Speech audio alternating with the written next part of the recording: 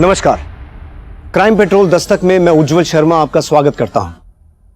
यह केस यूं तो एक हत्या से शुरू हुआ था, लेकिन यह एक हत्या हमें एक ऐसे गुनाह की ओर लेके जाने वाली थी जिसकी हैरानगी के किस्से हर इंसान की जबान पर थे। इस केस में अभी तक जिस आदमी की हत्या हुई थी उसका नाम सुशांत था, जो कि एक राजनीतिक कार्यकर्ता था।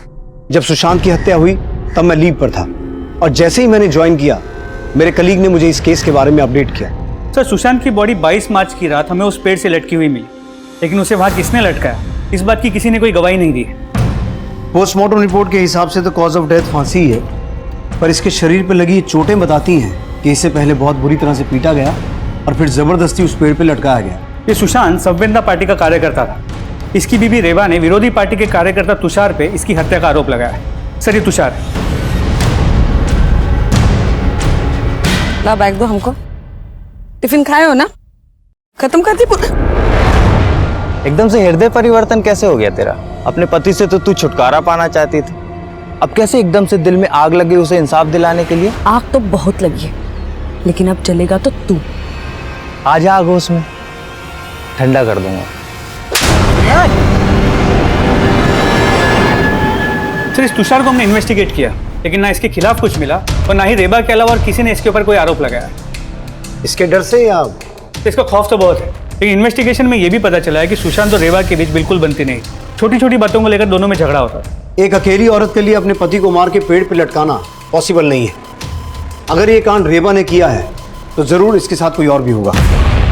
हमारा बस चलता ना रेबा, हम तुमको वहां शादी ही नहीं करने देते। जीते जीत वो तुमको ढंग की जिंदगी दे नहीं पाया, अब उसके मरने के बाद भी तुम वहां पड़ी हो। अब तो हम यहाँ से जा ही नहीं सकते, क्योंकि अब अगर हम गए ना तो ये पुलिस वालों को वही लगेगा जो आस पड़ोस के लोग उन्हें बता रहे। नहीं, जब तक हम इस तुषार को अंदर नहीं करवाते ना तब तक हम कहीं नहीं जाएंगे।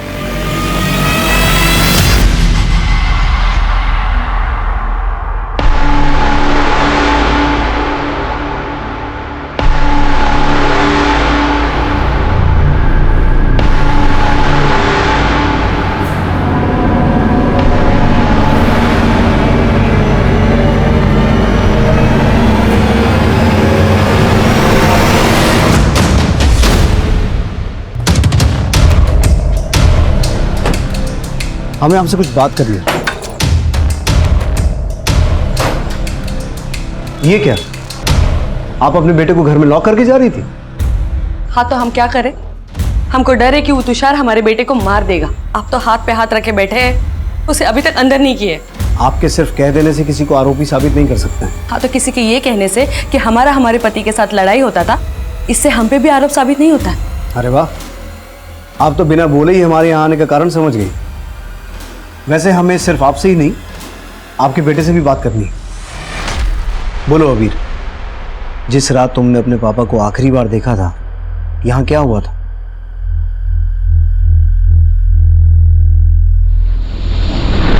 बेटा, हम जो नहीं कर पाए वो तुम करोगे। हम जानते हैं तुम बड़े होके इस देश और समाज के जरूर कमाओगे, है ना? आप अपनी शिक्षा मत दीजिए इसे। आपने तो अपनों के लिए कभी कुछ किया नहीं और बातें समाज और देश की करते रहते हैं। तुम सिवाय ताने देने के अलावा कुछ नहीं कर सकती क्या? अरे तंग आ गए हैं तुम्हारे पक पक सुन सुन के। अरे तंग तो हम आ गए। अरे एक फूटी कौड़ी कमाते नहीं आप, बस बैठे रहते और खाते रहते हैं।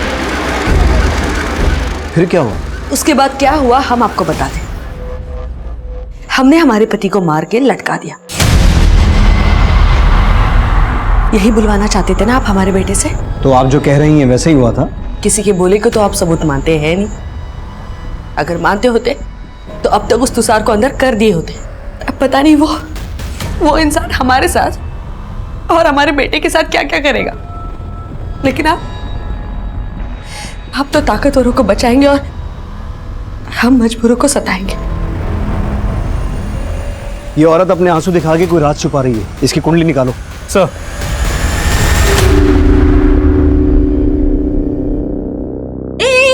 कहाँ घुसी चली जा रही? चल बाहर निकल यहाँ से। हमको बाल कटाना है। तुमको बाल कटवाना है? हाँ। और यहाँ चल बाहर निकल।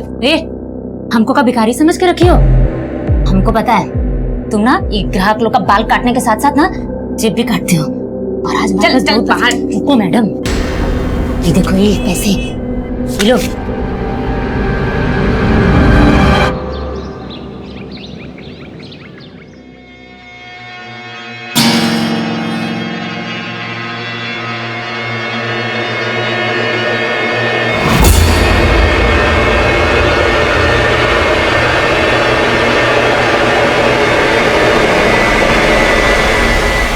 अबीर, क्या हुआ?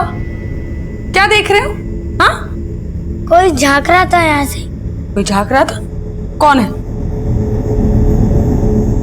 कोई भी तो नहीं है। अच्छा, तुमको पढ़ाई नहीं करना है इसलिए बहाना बना रहे हो? नहीं मम्मी, हम सच कह रहे हैं, कोई झांक रहा था यहाँ से। अच्छा ठीक है, बहाना बनाने का जरूरत नहीं है। जाओ जाके बाहर खेलो। खेलना है ना तुम्हें? जा जाओ, लेकिन ज्यादा दूर नहीं जाना। हाँ, जल्दी आना, जाओ।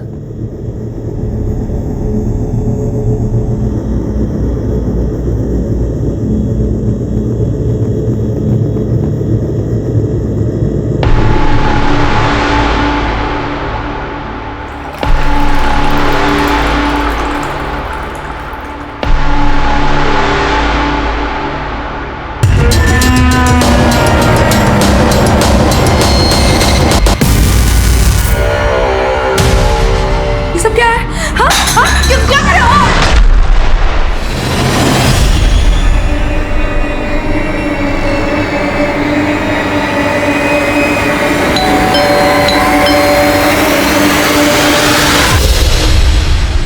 जी जी, मेरा नाम है समीर सिन्हा। मैं सत्यम मार्केटिंग से। हमारी कंपनी ये धातुओं को साफ करने का पाउडर बनाती है। अगर आप इस पाउडर को खरीदेंगे, इससे आप सोने के सिक्के, चांदी के सिक्के, आपके बर्तन, आपके गहने सब कुछ अच्छे से साफ कर सकती हैं। ये है हमारा मैजिक पाउडर। ये देखिए, फिर थोड़ी देर इसको पानी में ऐसे मिलाते रहिए। ये देखिए आप पानी कर रहे। और ये रहा मैडम सिक्का, कितना पुराना है, देखिए कितना सब कुछ इसके ऊपर जम गया है। अब हम इसको डालेंगे इस जादुई पाउडर वाले पानी में। ये देखिए मैडम, हो गया ना एकदम बिल्कुल नया हरा सोना। सोना मैडम किसी का भी मन मोहित कर लेता है। सर एक सेकंड सर, रेबा के कॉल रिकॉर्ड्स आ गए। इसमें ये एक नंबर मिला है जिसके साथ उसकी लंबी बातें हुआ करती थी। ये नंबर इस चंदन के नाम पे रजिस्टर्ड है। सर इंपॉर्टेंट बात यह है कि जिस रात सुशांत का मर्डर हुआ उस रात भी चंदन और रेबा के बीच लंबी बात हुई थी। तो तुम ये कहना चाहते हो कि रेबा और चंदन के बीच में अफेयर है और यही सुशांत के मर्डर का मोटिव? तो पॉसिबिलिटी सर रेबा के पड़ोस से फोन आया था, रेबा का मर्डर हो गया सर। व्हाट?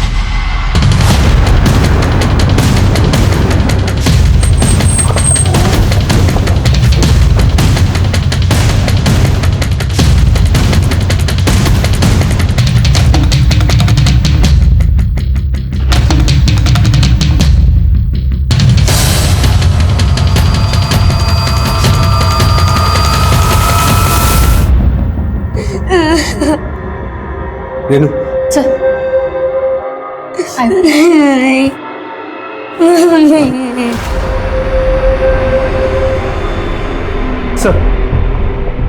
हत्या के साथ साथ लगता है घर में लूटपाट भी हुआ है। अनुज, हम रेबा पे शक करके कोई गलती तो नहीं कर रहे थे। हो सकता है तुषार ने ही रेबा को और उसने जानबूझकर इस हत्या को लूट की शक्ल दी हो। सर अबीर कह रहा उसने किलर को देखा है।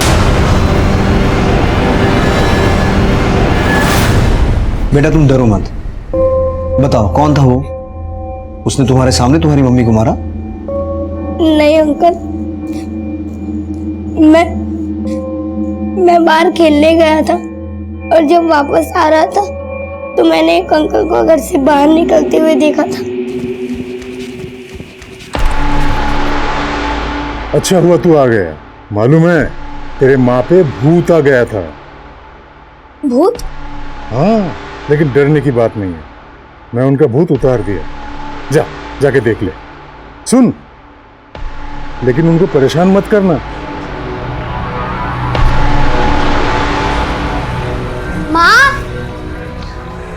माँ! और जब मैं अंदर आया तो मैंने देखा कि मम्मी। माँ!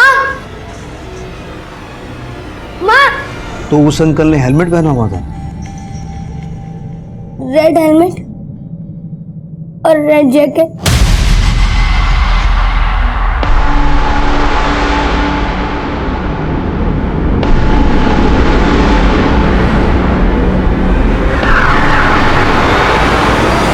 बेटा तुमने उसका चेहरा नहीं देखा, पर तुम्हें कुछ आइडिया तो लगा होगा ना कि वो कौन हो सकता है। क्या ये था वो आदमी, तुषार? आइंदा अगर हमारे प्रत्याशी की छवि बिगाड़ने की कोशिश की ना तो बेटा जान से मार देंगे, समझे? ये अंकल भी गंदे, इन्होंने भी पापा को। तो क्या इसी ने तुम्हारी मम्मी को, मेरा मतलब है हेलमेट में यही था? पता नहीं। बेटा हमें पता चला है कि तुम्हारी मम्मी इन अंकल को भी जानती थी। ये तो चंदन मामा है।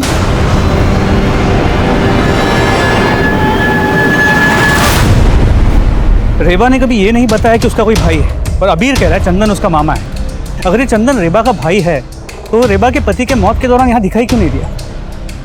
इस चंदन को भी समझते हैं, लेकिन अबीर भी अभी यही गवाही दे रहा है कि तुषार ने सुशांतों को जान से मारने की धमकी दी थी। हो सकता है आज रेड हेलमेट और रेड जैकेट में तुषार ही रेबा को मार के गया हो, और रेबा ने भी हमें कहा था कि उसको तुषार से अपनी जान का खतरा है।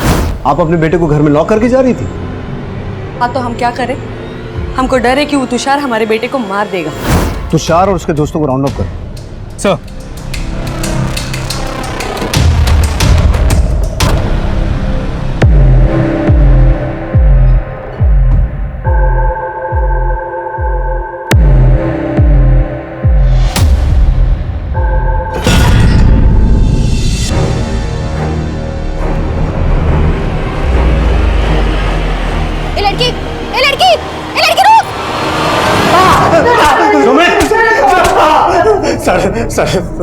सर मैं मानता हूँ सुशांत से मेरा झगड़ा हुआ था, पर उसे मैंने मारा नहीं है सर, सच में। तूने सुशांत को ही नहीं उसकी बीवी रेबा को भी मारा है। लाल हेलमेट और लाल जैकेट पहन के गया था ना वहाँ। क्या बोल रहे हैं सर? लाल जैकेट? सर कुछ क्या कहा था तूने रेबा के बेटे को?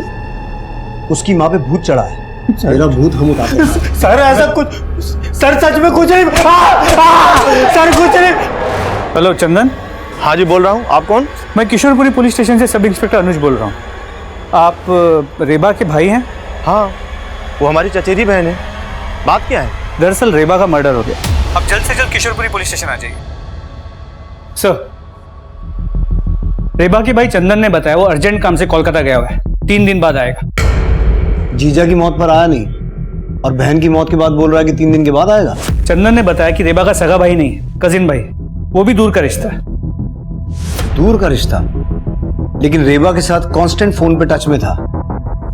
ये रिश्ता इतना भी दूर का लगता नहीं है। जी सर, इसलिए चंदन और रेबा के अफेयर के एंगल को रूल आउट नहीं कर सकते। तुषार भी मुंह नहीं खोल रहा है, और रेबा के घर में कोई फोर्स एंट्री का निशान नहीं था। और रेबा के बेटे अबीर के बयान के मुताबिक जितनी आसानी से वो रेड हेलमेट वाला आदमी घर से निकल रहा था, लगता है कि रेबा उसको जानती थी। हम अब तक ये सोच रहे थे कि रेबा ने सुशांत को मरवाया होगा, लेकिन ये भी तो हो सकता है जिसने सुशांत को मारा उसी ने रेबा को खत्म कर दिया, क्योंकि हम रेबा पे शक कर रहे थे। अगर रेबा फंसती तो वो भी फंसता। सर, होने को तो कुछ भी हो सकता है। अनुज, जरा पता करो ये चंदन वाकई कोलकाता में है या झूठ बोल रहा है। चांसेस इस बात के भी हैं कि सुशांत को चंदन नहीं मरवाया हो, और वो रेड जैकेट और रेड हेलमेट वाला आदमी भी ये चंदन ही हो।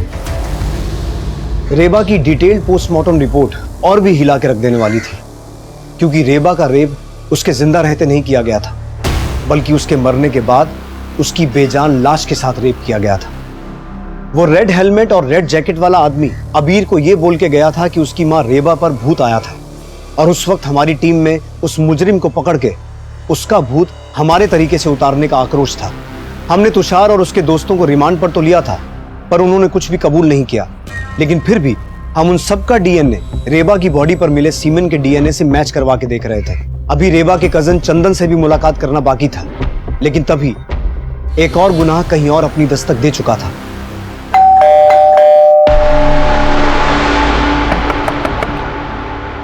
Aparna,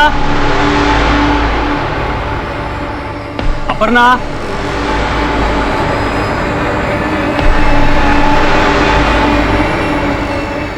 Aparna,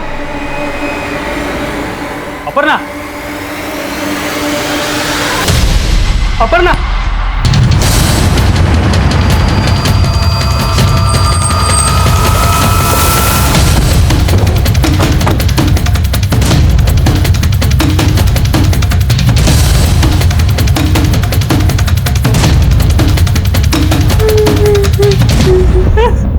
do it. साहब ये क्या हो गया साहब?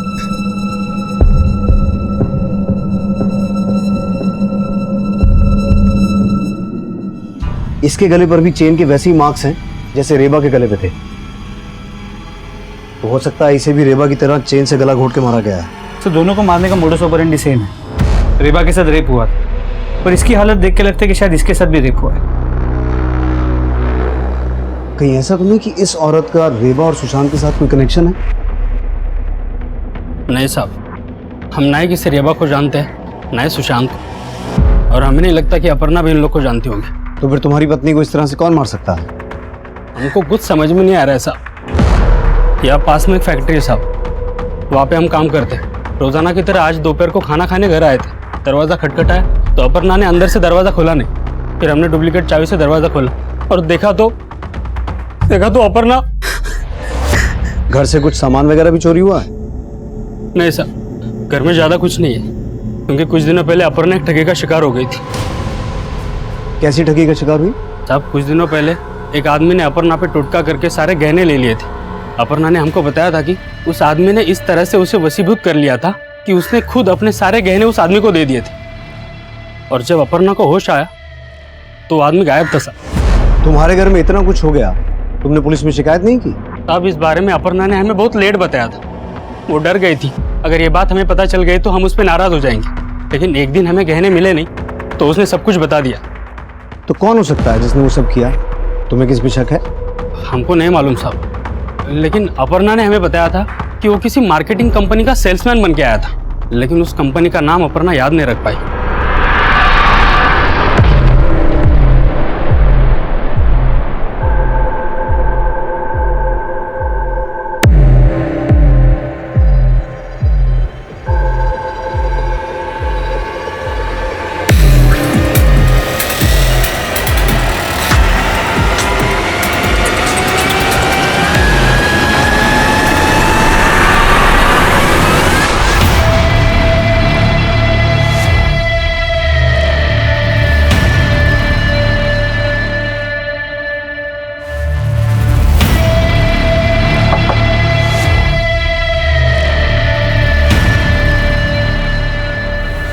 जी बोलिए।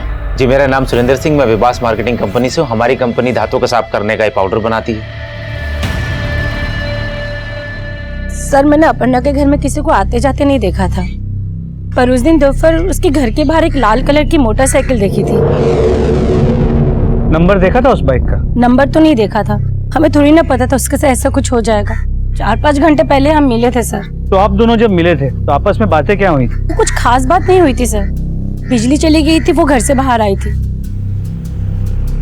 दीदी, आपके भी घर की बिजली चली गई है क्या? हाँ अपर्णा, यहाँ भी बिजली गई है। आजकल ना बहुत ही कटौती हो रहा है ये बिजली का। फिर थोड़ी देर बाद बिजली आ गई तो सब अपने अपने घर पे चले गए। पर एक बात है सर, कुछ दिन पहले मैंने अपर्णा को एक लड़की के पीछे भागते हुए देखा था। ए लड़की रुक रुक। अपर्णा, कौन थी वो लड़की? दीदी वो लड़की, उस दिन जब वो आदमी मुझे वशीभूत करके मेरे गहने लूट के ले गया था दीदी, उस वक्त मैंने इस लड़की को देखा था। ये जरूर उसके जानने वाली है दीदी, तभी मुझे देखकर भाग गई।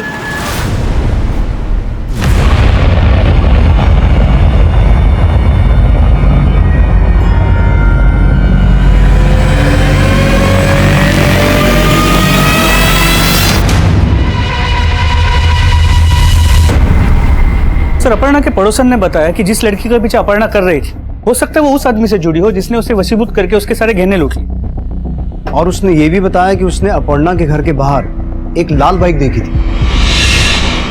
और अबीर ने हमें बताया था कि जो आदमी उनके घर से बाहर निकल रहा था उसने लाल रंग का हेलमेट और लाल जैकेट पहनी हुई थी। और उसने अबीर से कहा था, अच्छा हुआ तू आ गया, मालूम है तेरे माँ पे भूत आ गया था। ये अपर्णा का वशीभूत होना, रेबा में भूत आने की बात बोलना, ये चक्कर क्या हो सकता है? सर रेबा और अपर्णा के रेप और मर्डर केसेस में मोडस ऑपरेंडी सेम है। आई स्ट्रांगली फील कि किलर एक ही है। शायद, जो लाल रंग की बाइक रखता है और लाल हेलमेट और लाल जैकेट पहनता है। रुक जा लड़की, रुक।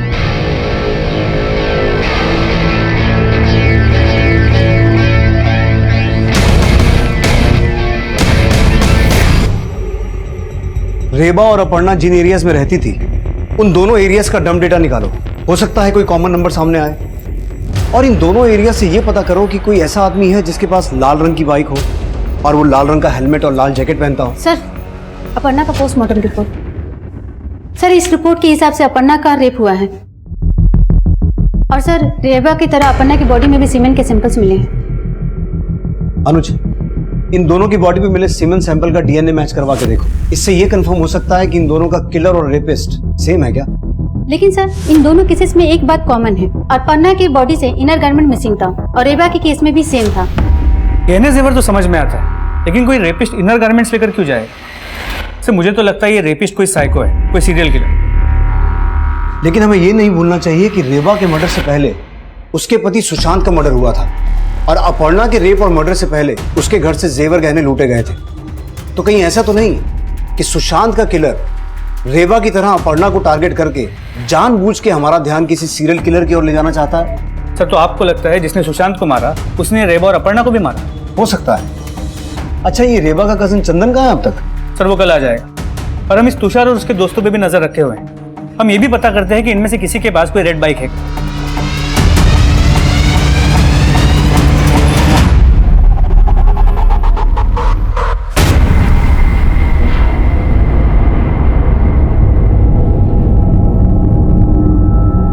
ये सच है कि रेबा और सुशांत जीजा जी में बनती नहीं थी, लेकिन अब क्या फायदा? हत्या तो दोनों की हुई है। हमें तो दोनों के लिए इंसाफ चाहिए। अगर आपको इंसाफ की इतनी चिंता है तो जब उनकी मौत हुई आप आए क्यों नहीं? सर, हम उस समय कोलकाता में थे। सुशांत की जब हत्या हुई तब कहाँ थे आप? रांची गए हुए थे, काम के सिलसिले में आते जाते रहते हैं। जब सुशांत की हत्या हुई थी उस रात आपकी रेबा से आधा घंटा बात हुई थी फोन पे। बहन थी हमारी, बात होती रहती थी। वो सुशांत जीजा जी की स्थिति को लेकर बहुत चिंतित थी। राजनीति के चक्कर में उन्होंने न जाने किससे किससे दुश्मनी पाल ली थी और उसको जो डर था वही हुआ।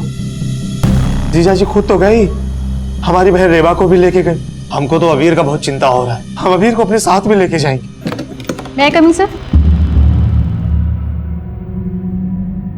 अबीर बेटा, बेटा घबरा मत, मामा आ गए। हम तुझे अपने साथ लेके जाएंगे। हमको आपके साथ नहीं जाना। बेटा ये क्या बोल रहा है? एक मिनट, अबीर, आपको अपने मामा के साथ नहीं जाना? क्यों बेटा? तुमसे कितनी बार कहा है, छोड़ो यहाँ पे, चलो हमारे साथ। ए, तू हमारे बीबी को लेकर जाएगा? चल निकल, निकल यहाँ से। अरे चल निकल। अरे क्या कर रहे हैं और आप? आइंदा यहाँ आए ना तो हमसे बुरा कोई नहीं होगा। अरे अच्छा नहीं होगा ये। चल भाग। अच्छा तो अब नहीं होगा कुछ, बस देखते जाओ बुरा क्या होता है। हमको मामा के साथ नहीं जाना है। बेटा वो रुकिए, रुकिए। अबीर बेटा, जरा आराम से सोच के बताओ, उस दिन तुमने जिस आदमी को लाल हेलमेट में देखा था वो यही थे क्या? सर, ये आप क्या बोल रहे हैं? माना कि हमारा उस दिन थोड़ा अनबन हुआ था, पर अबीर तुम अच्छे से सोच के बताओ, ये वही आदमी है?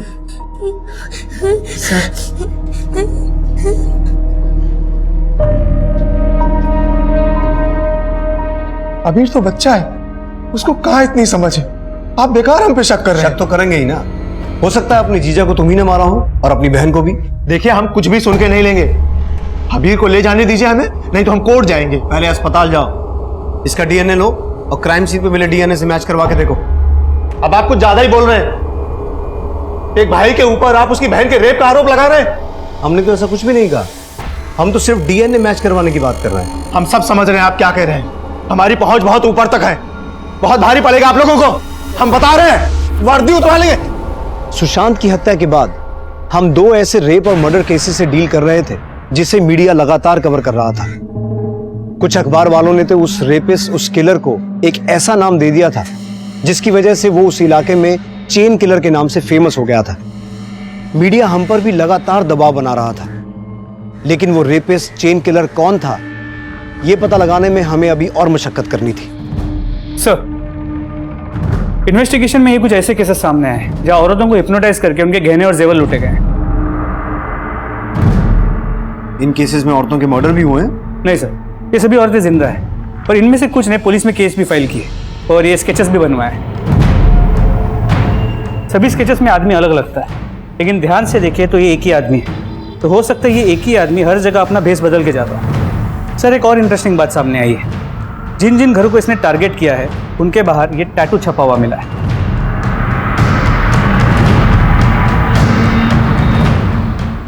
अपर्णा के घर के बाहर ऐसा ही टैटू था, लेकिन रेबा के घर के बाहर ऐसा कोई टैटू नहीं था। मैंने इन स्केचेस को अबीर को दिखवाया, लेकिन उसने इनमें से किसी को भी आइडेंटिफाई नहीं किया। इन स्केचेस को मैंने रेबा के घर के आसपास के लोगों को भी दिखवाया, लेकिन ऐसे आदमी को वहां देखे जाने की कोई खबर सामने नहीं आई। और ऐसा भी कुछ सामने नहीं आया ना कि रेबा को कभी पास्ट में इस तरह से हिप्नोटाइज करके चीट किया गया हो? नहीं सर। लेकिन अपर्णा को इसी तरीके से चीट किया गया, और अपर्णा के रेप और मर्डर का मोडस ऑपरेंडी रेबा से मैच करता है। और स्ट्रेंज बात यह है कि वो रेपिस्ट किलर दोनों औरतों के अंडरगारमेंट्स अपने साथ ले जाता है। तो समझ में ये नहीं आ रहा कि ये हिप्नोटाइज करके लूटने वाला ही रेपिस्ट है या रेपिस्ट कोई और है। हो सकता है वही आदमी हो जिसकी हमें तलाश है, और हो ये भी सकता है कि ये उस रेपिस्ट को जानता हो। एक काम करो, अपने एरिया के लोगों को अलर्ट करो कि वो इस तरह के अपराधी से होशियार रहें, और इन सभी केसेस को अच्छे से स्टडी करो। आई एम श्योर तुम्हें ऐसे केसेस भी मिलेंगे जहां औरतों के साथ रेप और मर्डर हुआ है और उनके अंडरगारमेंट्स भी गायब है।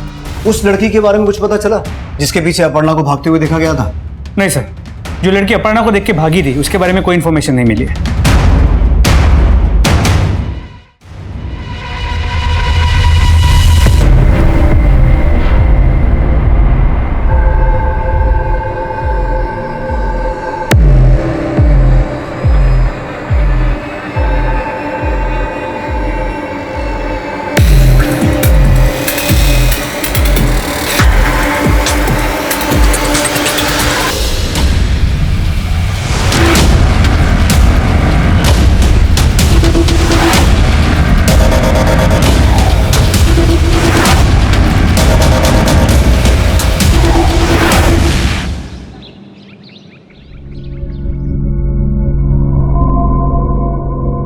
अरे वाह, तुम्हारे हाथों में जो स्वाद है ना वो किसी और के हाथों में नहीं है। अरे क्या हो गया, रुक क्यों गई? अरे चोटी क्यों काट रही हो? तारीफ कर रहे हैं हम तुम्हारी। अच्छा, अरे हमारी जिंदगी में कोई और है नहीं, वो तो हम सिर्फ उदाहरण के लिए बोल रहे थे। तुम्हारे हाथों जैसा स्वाद किसी और के हाथों में नहीं है, लेकिन वो कोई और है नहीं। अब खिलाओ में।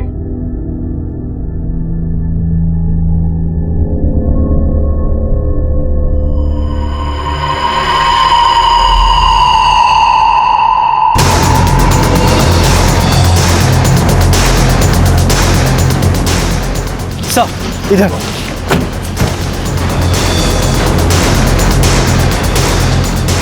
पीछे ये आप। इसके सर पे भी वार किया गया है, लेकिन इसके गले पे भी चेन के वैसे ही मार्क्स हैं जैसे अपर्णा और रेबा के गले पे थे। सर, कहीं इसके साथ भी रेप?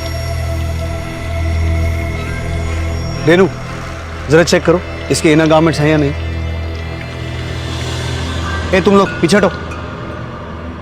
सर, इसके इनर गारमेंट है।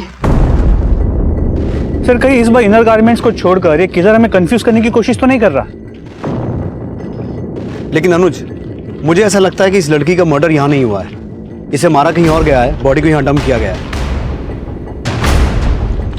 सर, इस लड़की के बैग से ये आईडी मिली है, इसका नाम पारुल बनर्जी है। अनुज, इसकी फैमिली से कांटेक्ट करो। सर। और रेनू, बॉडी को कवर करो, बारिश की वजह से एविडेंस मिट सकता है।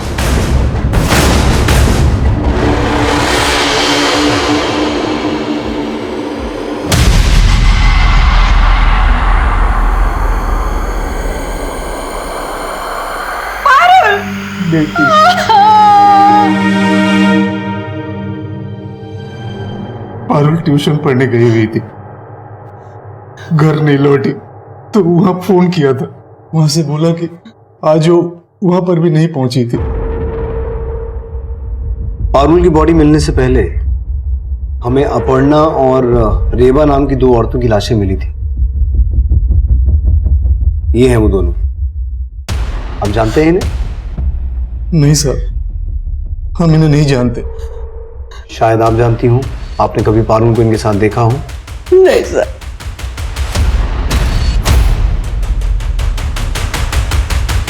सर पारुल के बॉडी पे कोई सीमेंट सैंपल नहीं मिला है, लगता नहीं कि उसका रेप हुआ है। रेबा और अपर्णा की तरह पारुल के इनर गारमेंट्स भी गायब नहीं थे और अब रेप का भी कोई साइन नहीं। सर चक्कर क्या है कुछ समझ में नहीं आ रहा। अनुज, रेबा और अपर्णा की बॉडी हमें उनके घर से मिली थी। कहीं ऐसा तो नहीं कि किसी ने अखबार में उस चेन किलर के बारे में पढ़ के उसका मोडस ऑपरेंडी पारुल के मर्डर में इस्तेमाल किया है? देख सकते। हाँ मिश्रा बोलो। क्या? हाँ ठीक है, एक सेकंड। सर कांस्टेबल मिश्रा का फोन है। गोविंदपुर में एक ऐसा घर मिला है जिसके बाद ठीक उसी तरह का टैटू है जिस तरह का टैटू अपर्णा के घर के बाहर था, लेकिन अब तक वहां पे लूट नहीं हुई।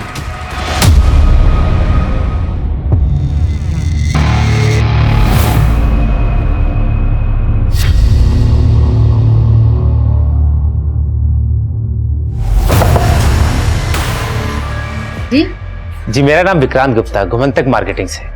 हमारी कंपनी धातुओं को साफ करने का पाउडर बनाती है। इससे आप सोने के सिक्के, चांदी के सिक्के, बर्तन, गहने सब कुछ अच्छे से साफ कर सकते हैं। अगर आप इस पाउडर को खरीदेंगे, इसके साथ आपको मिलेगा एक सोने का सिक्का। अच्छा, अब तू मुझे हिप्नोटाइज करेगा? कर, मैं भी तो देखूं तू औरतों को कैसे बेवकूफ बनाता है। रेनू, अभी तो ये यहाँ कुछ भी नहीं कर पाएगा। अब ये जो भी करेगा जेल में करेगा। सर मैंने किसी का मर्डर नहीं किया। सर मैं औरतों को हिप्नोटाइज करके उनके गहने लूटता था। गहने ही नहीं, तूने इन औरतों की इज्जत भी लूटी है। पहले भेस बदल के लूटने आता था, फिर अपनी लाल बाइक। सर मैंने किसी का रेप नहीं किया और ना ही मैंने सर किसी का मर्डर किया है। तूने क्या क्या कांड किए सब उगलवा लेंगे हम। पहले ये बता, उन औरतों के घर के बाहर जो टैटू लगे थे उसकी क्या कहानी है? सर वो मैंने एक लड़की लगाती थी। कौन लड़की?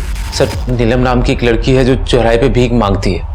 वो मेरे लिए टारगेट सेट करती थी और उसे मैं इस काम के पैसे देता था और मुझे बताती थी कि किन घरों में पैसे वाली औरतें हैं जिनके पास गहने और जेवर हैं, और उन घरों के बाहर जाके सर वो टैटू लगा देती थी। और साफ फिर मैं उनके घर सेल्समैन बन के जाता था। मुझे हिप्नोटाइज करने की विद्या आती है और इसके बलबूते मैं उनको लूट लेता था। लेकिन सर इसके अलावा मैंने कुछ नहीं किया। कहाँ मिलेगी वो लड़की जो तेरे लिए रेकी करती थी?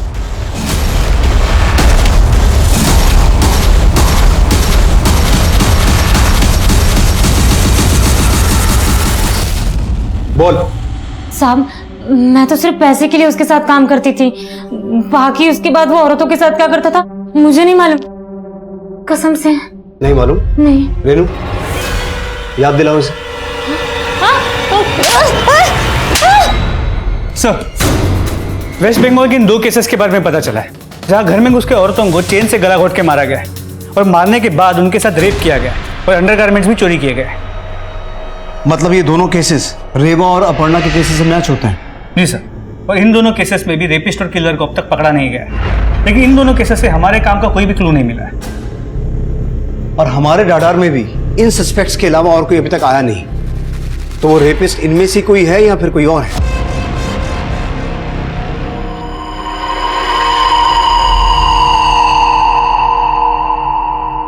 सर, कभी कभी मुझे ऐसा लगता है कि अबीर को उस लाल हेलमेट वाले के बारे में सब कुछ पता है, लेकिन वो हमें कुछ बता नहीं रहा है। सर, आज जब लाइट गई थी तो वो अचानक से डर गया। माँ, माँ, माँ, माँ। अबीर, क्या हुआ बेटा? डरो मत, बस लाइट गई है। उस दिन भी ऐसे ही लाइट गई थी जब माँ वो मुझे भी मार देगा। और ये कह रहा था कि उस दिन भी लाइट गई थी जिस दिन उसकी माँ का मर्डर हुआ था, और अबीर को ऐसा लगता है कि उसको भी कोई मार देगा। 1 मिनट, क्या कहा तुमने? जिस दिन रेबा का मर्डर हुआ था उनके घर की लाइट गई थी? जी सर। ऐसा तो अपर्णा के केस में भी हुआ था। जी सर, लेकिन इस लाइट के जाने का किलर के साथ क्या कनेक्शन हो सकता है अनुज कि लाइट का जाना किलर के प्लान का हिस्सा हो। एक काम करो, बिजली विभाग से पता करो जिन जिन डेट्स पे रेबा और अपर्णा के मर्डर्स हुए थे उस दिन बिजली किस रीजन से काटी गई थी। सर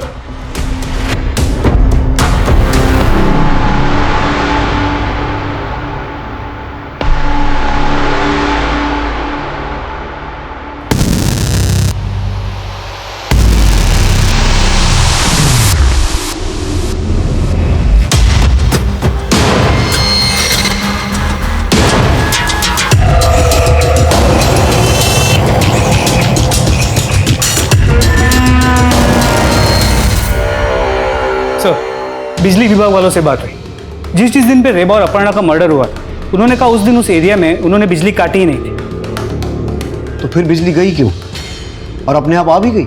सर एक्चुअली इन गाँवों में जहाँ पे ट्रांसफार्मर्स होते हैं वहाँ कोई सिक्योरिटी नहीं होती, तो जिस किसी को भी पावर सप्लाई बटन का नॉलेज होता है वो अपनी मर्जी से बिना किसी को पता चले ऑन और ऑफ कर सकता है। तो पक्का वो किलर ही ऐसा करता होगा, और हो सकता है किसी और एरिया में इसी तरीके से वो औरतों को टारगेट करने का सोच रहा हो। अनुज, सभी एरियाज में अपनी टीम्स को अलर्ट करो। उन्हें कहो कहीं भी सडन इलेक्ट्रिसिटी फेलियर की न्यूज आए तो वो समझ जाए किलर वहीं कहीं है।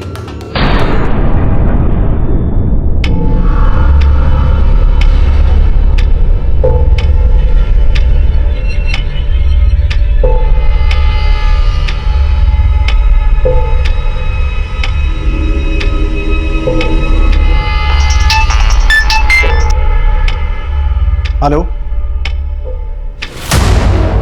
कहाँ लाइट गई है? पुटकी में। अलर्ट रहो, हम पहुंच रहे हैं।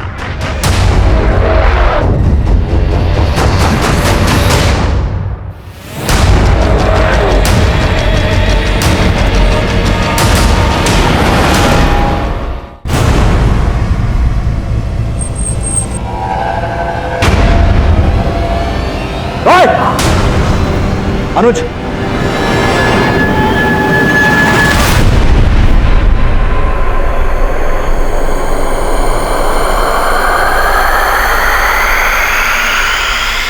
हमको बहुत बुद्धि दिया ऊपर वाला,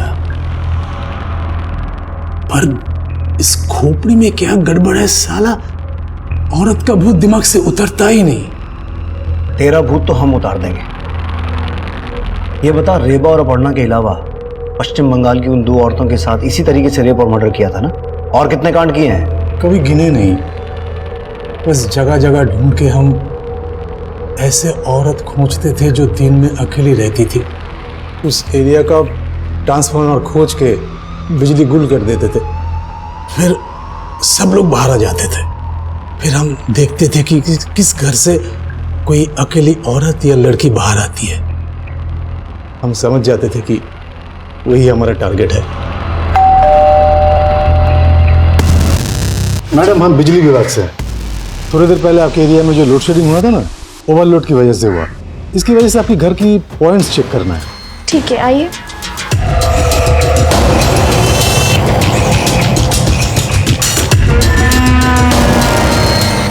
मैडम, एक गिलास पानी पिलाएंगी?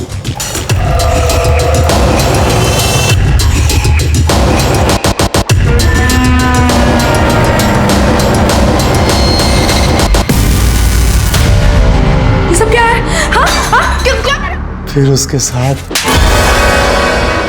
उनकी लाश के साथ रेप करता था तू। क्या करे साहब, मजा आता था। पर पारुल तो तेरी बेटी थी ना? मैं उसको रेप नहीं किया साहब। तो मारा क्यों उसको? आप इतने गंदे पापा, हमको शर्म आती है कि आप हमारे पापा हैं। अब हम चुप नहीं रहेंगे, हम पुलिस को सब बता देंगे। अरे बेटा, जाओ रोको इसको। पारुल,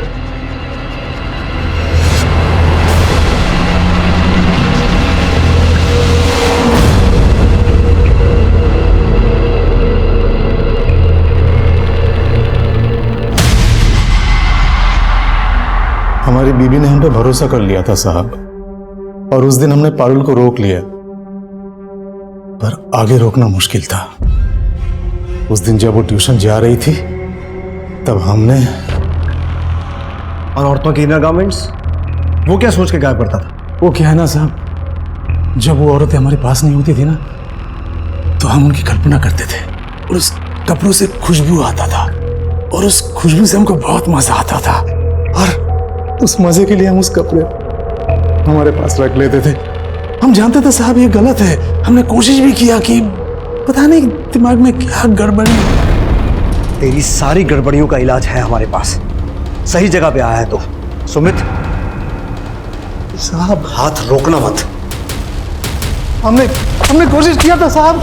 रेबा, अपर्णा और पारुल समेत हमने पश्चिम बंगाल की उन 2 औरतों के रेप और मर्डर केस को भी सॉल्व कर लिया था, लेकिन उत्तम का सुशांत के मर्डर में कोई हाथ नहीं था।